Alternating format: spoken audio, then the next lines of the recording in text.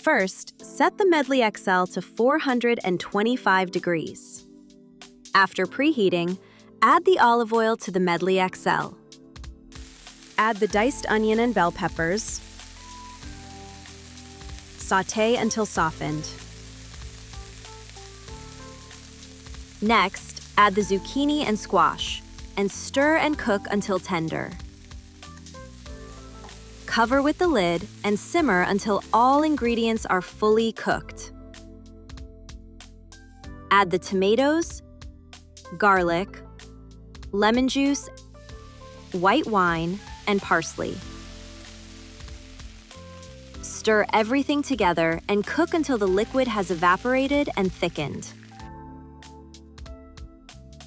Season with salt and pepper. Then garnish with fresh thyme.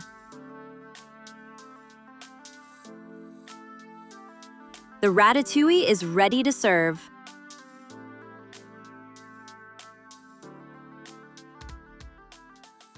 Nuwave, trusted name in home cooking and appliances.